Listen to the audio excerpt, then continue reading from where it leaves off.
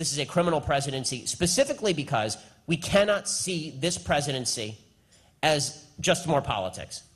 This is not just more politics. What we are watching has nothing to do with politics. This has to do with criminal violations. If President Obama were in the private sector, he would be in prison, Eric Holder would be in prison, Kathleen Sebelius would be in prison, Lois Lerner would be in prison, everybody who is working at the ATF during Fast and Furious would be in prison. All of these folks would be in prison.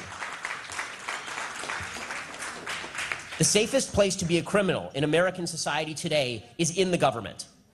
That is the safest place to be a criminal. If you're looking to steal from somebody, if you're looking to harm somebody, if you're looking to kill somebody, if you're looking to leave 4 people without guns in a terrorist part of the world and watch them die, the safest place to do that and then run for president is in the government. So here are just a few of the crimes that this administration has pursued in furtherance of its goal, which is, of course, to destroy the Constitution and to destroy the American system as we know it. And this all sounds alarmist. To folks on the left, they say, oh, this is alarmist stuff. The president can't do anything that he wants. Well, then why are you arguing for him to be able to do anything that he wants? I mean, really, what exactly have you heard folks on the left say? You know, the president has gone too far this time. Anything? Will they ever say that?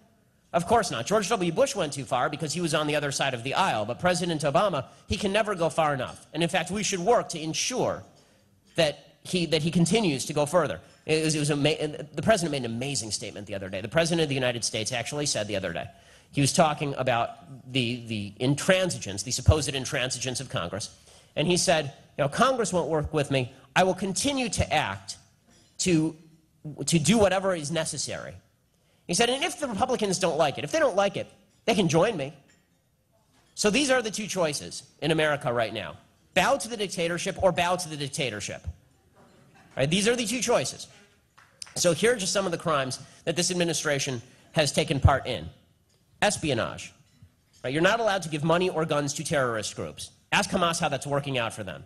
Because the President of the United States continues to sign $440 million worth of money over to the Palestinian Authority unity government, which includes Hamas and Islamic Jihad, State Department-sponsored terrorist organizations.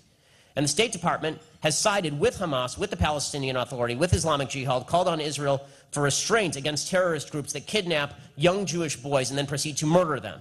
They're doing this now on the basis of this Palestinian kid who tragically was killed by Jewish extremists. There is a vast difference between the two sides. There are no streets going to be named after these Jewish pathetic pieces of human refuse who engaged in this conduct. They're going to be prosecuted to the full extent of the law. Every Jew who watched what happened on Sunday when this arrest took place and all this came out felt sick to his stomach. They felt like vomiting and never stopped vomiting. That was not true on the other side. When these 3 Jewish boys were killed, Hamas was celebrating. They ran ads in their newspapers showing these 3 Jewish boys as dead rats. Okay, there is a vast difference between the two sides, but of course this administration, this administration is not interested in any way in cracking down on terrorism. They're interested in funding terrorism. We've now reversed sides in the war on terror. Everybody who we were fighting has at one point or another received American money or guns, including ISIS, right, who are now fighting in Iraq. And both sides of that we're now funding. Right, Iran, we've relieved the sanctions on, so they're taking over the southern half of Iraq, and ISIS is taking over the northern half of Iraq because we funded their allies in the war against Bashar Assad, who, it turns out, we're now going to fund to fight ISIS. So we are now on every side of every issue except the right side, which in that arena of the world is Israel and Israel alone. And that's espionage, and it's a violation of the Arms Export Control Act to boot. The Arms Export Control Act suggests I cannot funnel, if I were to funnel a gun to ISIS, I'd be arrested. If President Obama does it, that's just American foreign policy. Involuntary manslaughter.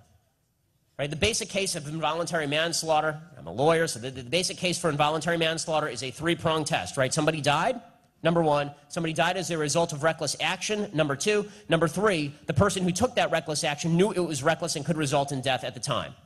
Okay, those are the 3 elements of involuntary manslaughter. Benghazi, anyone?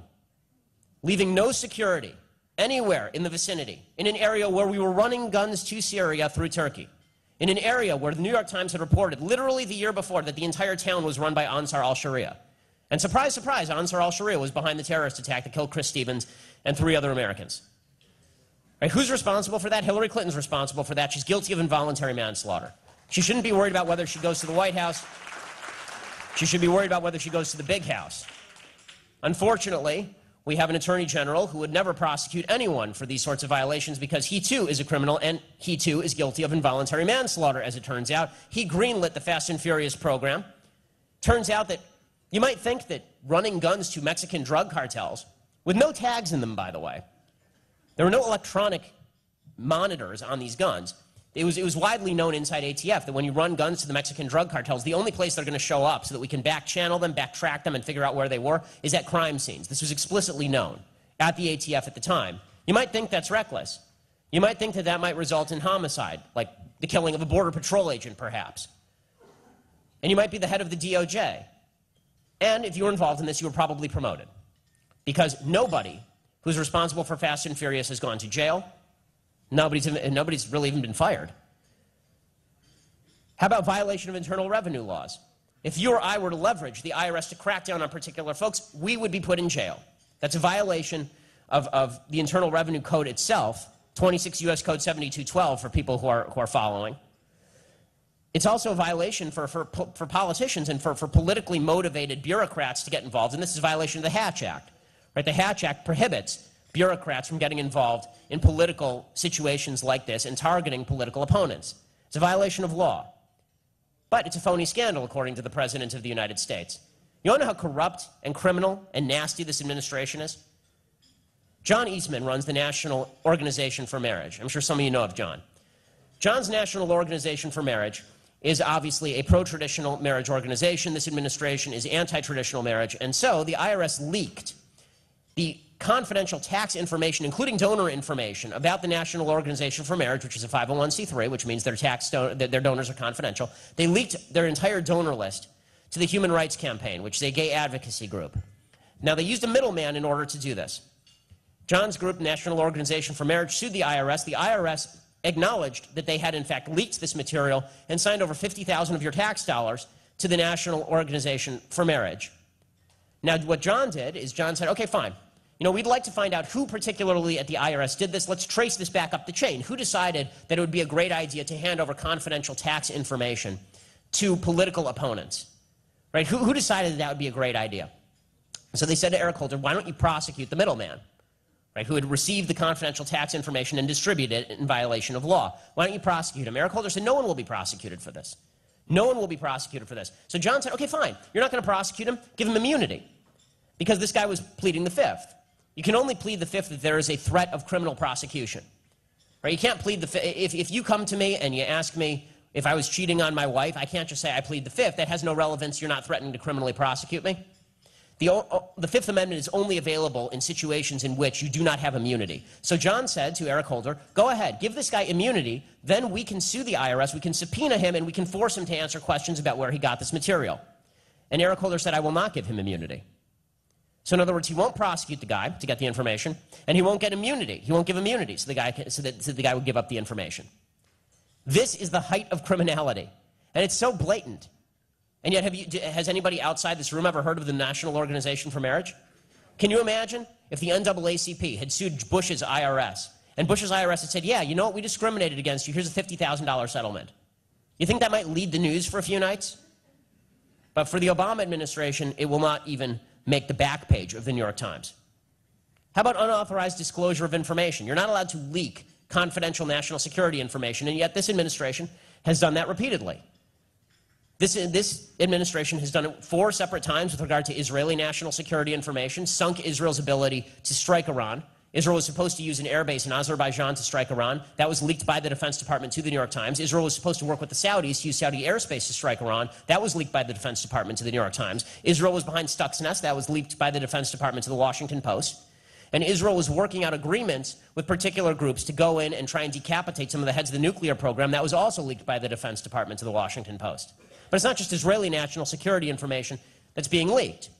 You know how we all knew that President Obama had his kill list? You know, Rand Paul has been very big on President Obama has his kill list. American citizens abroad who he just decides we can kill. Which, by the way, is, regardless of what you think of the killing of Anwar al-Awlaki, and I'm fine with it, he's a terrorist, he deserved to die, the possibility that we now live in a country where the president can determine, based on which side of the bed he woke up this morning, whether to hit somebody with a drone or trade them for 5 Taliban terrorists is frightening. That should be frightening. Bo Bergdahl was no friend to the United States, according to most reports. And yet he was an American citizen who had to be brought home just in time for the president to quash the VA scandal. He had to be brought home at the cost of 5 top Taliban officials. because he was an American citizen. He had to be brought home. Well, if his name happened to be Anwar, he'd be dead from a drone strike in Yemen.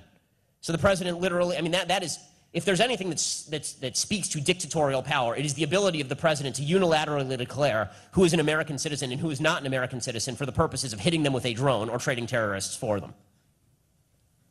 Deprivation of rights under color of law. The fact is that what the Obama administration has done as far as the mining of metadata, and I'm a hawk on national security, is far beyond the scope of the Patriot Act. Far beyond the scope of the Patriot Act. Representative Sensenbrenner has said as much. Right? Sensenbrenner, who wrote the Patriot Act, said if I had ever conceived that the Patriot Act would be this widely applied by the President of the United States to be checking our Gmails and our G-chats and our metadata on our phones, I never would have signed off on the thing.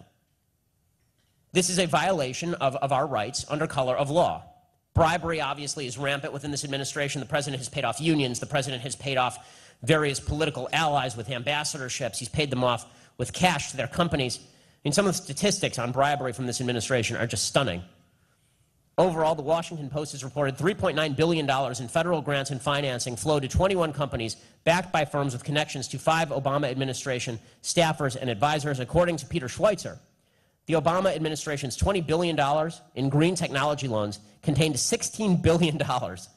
So $4 out of $5 for the green technology loans went to companies related to President Obama or his cronies. Bribery is rampant within this administration. And then, of course, there's obstruction of justice, in which the federal government gets involved in cases it has no business in. Cases like, for example, the George Zimmerman case in Florida, in which the DOJ inserted its thumb on the scales of justice and attempted to convict George Zimmerman before the evidence was even in, or the case of Gerald Walpin, the Inspector General, who was fired when he investigated President Obama's friend in Sacramento, the mayor, Kevin Johnson.